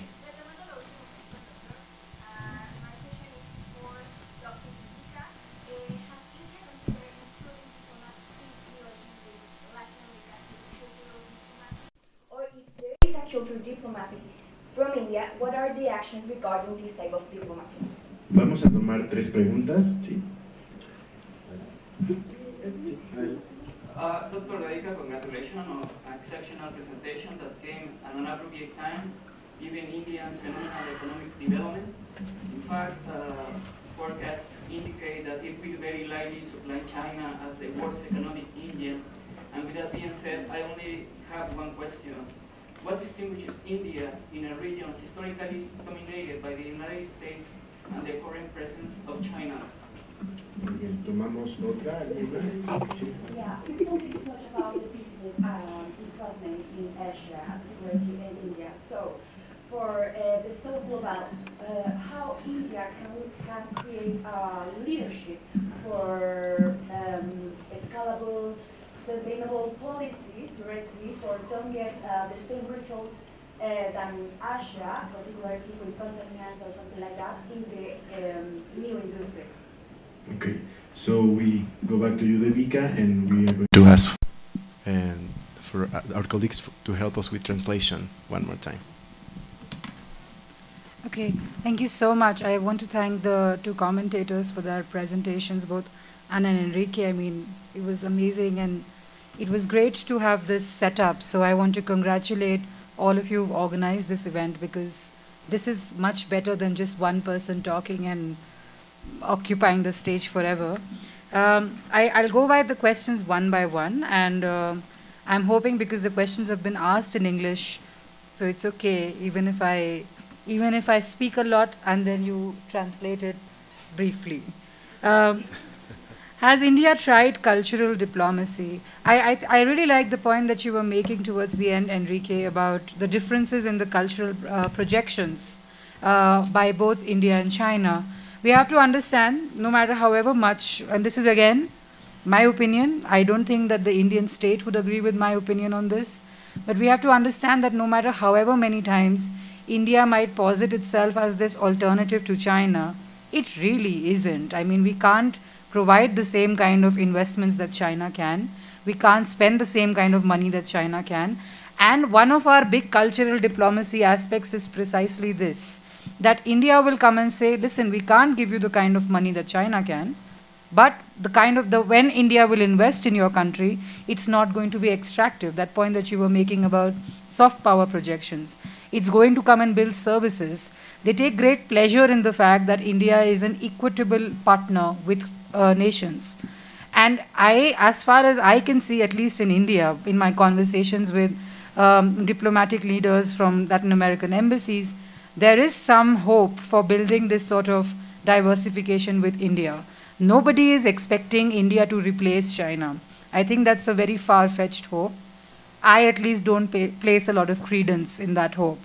Have we tried cultural diplomacy? I think Bollywood has become much more potent since the advent of streaming. And it's not even just Bollywood, it's Indian film industry. I remember that RRR, which was a film that won the Oscar for the best soundtrack. In case you've not seen the song, go and watch it. It's fun. It was the most streamed film in Brazil. That was unheard of some years ago, even when I have gone to Brazil in 2019. So I think that the potency of things like yoga and meditation and spirituality, whatever the ashrams here are doing, and I don't want to talk too much about that, there is a lot of effort being made by the government, by the embassies here, to sort of build a more cultural connection. Is it as potent or as effective as the Chinese? No, of course not. But it's different, and it's got its own space, and it's got a certain globality, in my opinion, about it. Okay, it's very long, I'm sorry. Okay. Bueno, creí que le iba a tocar a ella. ¿Puedo ayudar? No, pero básicamente lo que ella nos plantea, la ponente nos plantea es que a pesar de que uno pensaría que la India está en el nivel de China, desafortunadamente no se encuentran todavía en esa situación en la cual si la India llega a invertir tiene todas las posibilidades que tiene China. Entonces, hasta donde entiendo no es así, ¿no? Algo así. Y bueno, que Bollywood y bueno, que esta diplomacia cultural sí se ha buscado como fortalecerla, pero pues todavía no ha llegado como algo así. Sí. Then what distinguishes, I thank you for the question, what distinguishes India in the region currently dominated by China and the US? I think I already answered that in my first question. Again, India is always, the Indian leaders know that we can't provide the kind of investment and infrastructural investment aid that the Chinese can, that the US can. Nobody is claiming to do that either. But there is this certain, again, this idea of India being this moral actor in the international system, and hence you should support India's claims for reformation of the United Nations Security Council. India being a just actor, right? India building partnerships even today, not on the basis of extraction. The fact that even though India has a nuclear weapon, and it's a nuclear power, India has very closely and strongly committed to this idea that India does not go to war. India only defends. And I mean, if you think about it, we are in a neighborhood where we have China at the top, which is a nuclear state, and then we have a belligerent neighbor, Pakistan. As much as I might want to criticize Prime Minister Modi, we cannot ignore that South Asia is one of the most conflict-prone regions. It's not like Latin America, where interstate wars are almost a non-existence for some time. Most of our country, since it has become independent, the priority has always been to gain and build security in the region, while doing things like, okay, what is China doing in the Indian Ocean? We need to go and try and do something there and build support with the US, but we cannot really anger China as well, because we have this very, very contentious line of control where we have many active conflicts ongoing. Oh, and China supplies weapons to Pakistan, and we have this constant influx of terrorist attacks happening from this entire Afghanistan, Pakistan, and India, that little pass that you have. So security in India is very, very important. And it is it's an emerging state, its economy is growing, but let's not let's not say that it's an equal to China or the US in terms of economic power or even power projections. I think what it's trying to do is very different. And a lot of what India is doing internationally, at least under this government, is also to hold power domestically. Because much like our Brazilian friends, you know, with their, I mean, as Mexicans, you guys are very different in terms of what you think about status and power at the international system. I feel that Mexico is a much more inward-oriented country with a very clear idea of what it wants to do in the region. But India wants status at the international system on its own terms. Again, I'm so sorry. Bueno, I'm trying to think and speak and then it's becoming like a rant. Don't worry. La ponente nos plantea la situación en que la India no se encuentra en la misma situación que China o Estados Unidos para invertir, también que no buscan un extractivismo como tal, que tampoco, esta última parte que es súper importante, ay, se me olvidó. Como la parte de que no puede ser. Pues no sé si esto estabas pensando decir, pero lo de las armas nucleares, sí, perdón. La seguridad, para la India es muy importante como su seguridad porque se encuentran con un montón de vecinos que están armados y que tienen sus intereses y que la India realmente, su propósito por desarrollar un arma nuclear, pues fue únicamente defenderse a sí misma y plantearse en una situación de seguridad nacional. Entonces, pues esos son los intereses de India en ese ramo, en esas. And India will always say we are democratic. We are a cooperation-based country. We are a huge civilization that just wants to live peacefully. And look, we've been living peacefully for so many years. Other people have come and invaded us, and that's what we are not expansionist. Ajá, sí, justo, que no tienen como una política expansionista o imperialista con otros países, porque ellos, bueno, el país siempre se ha mostrado como con una política democrática, de libertad y, pues bueno, que no están buscando como colonizar a otros países, ¿no? Okay. And finally, how can India create leadership about sustainability in industry? That's a great question. I don't think that I am the person equipped to answer that question. But India is very committed to. There are two aspects, right? One aspect is that great point that Enrique was making about India using this global South category for its own leadership ambitions. I don't know the paper that you were particularly referring to, but I mean there are Latin American scholars who've written about this, like Vieira and others, who say it's North, South, and the rest, and countries like Brazil and India are claiming to be representative of the rest, but actually they are a world apart. So the conversation on sustainability is two-pronged. First is that India would say, listen, we are a developing country, so we need that differentiated responsibility is a very big thing in India. But it is also kind of, at least under Modi, they have been really kind of promoting this international solar alliance, which India has a leadership in. Almost all our partners in Latin America have sort of become members. It's a very, very big organization now. This conversation about clean energy, I don't know how many of you know this, but a lot of India is still very, like they don't have, they would use, very informal sources for cooking. So one of the big things that this government did was talk about women and healthcare and providing cooking gas. In terms of industry, they are trying to say, let's build more equitably, but let's not forget that we have started much after the rest of the world has. That's the best that I can answer your question, because I do think that there are some very problematic practices happening in industry, and I don't know enough to comment on how India does sustainability in industry, but I can give you the larger, more foreign policy oriented positions on that. But thank you for your question. Okay. Bueno, la ponente dice, probablemente no soy la persona para responder esta pregunta, pero lo que puedo aportar es decir, India también es un país que se ha desarrollado y que también ha sido víctima de un conjunto de problemáticas climáticas. Entonces, pues definitivamente creo que, por lo que entendí, India generó una alianza donde varios países de América Latina se volvieron como miembros de esa alianza para proteger cuestiones de su sustentabilidad y sostenibilidad, algo así.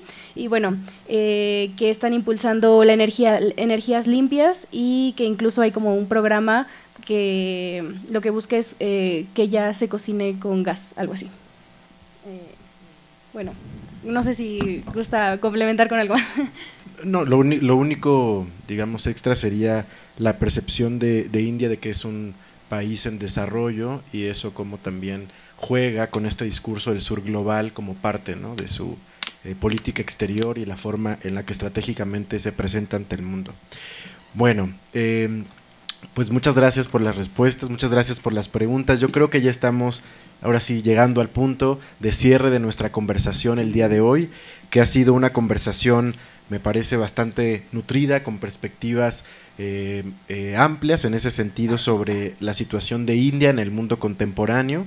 No solamente la perspectiva geopolítica, que sin duda es, ¿no?, una de las discusiones vitales, sino alrededor de esto, pues múltiples niveles de análisis, ¿no?, como ya vimos, que son pertinentes para analizar, pues desde una perspectiva compleja, la participación de India en el escenario internacional. Y bueno, con esto, pues un poco para dar el cierre a nuestra sesión, quisiera agradecer, por supuesto, a la doctora Devika Misra por su presentación el día de hoy. Vamos a hacer la entrega en un momento más de un diploma de participación, y a las y los colegas que han también participado el día de hoy les haremos llegar sus diplomas de manera virtual, si eso facilita también el manejo de los documentos. Pero bueno, también además de agradecer a Devika, reiterar el apoyo de la coordinación del tronco divisional ha sido muy importante.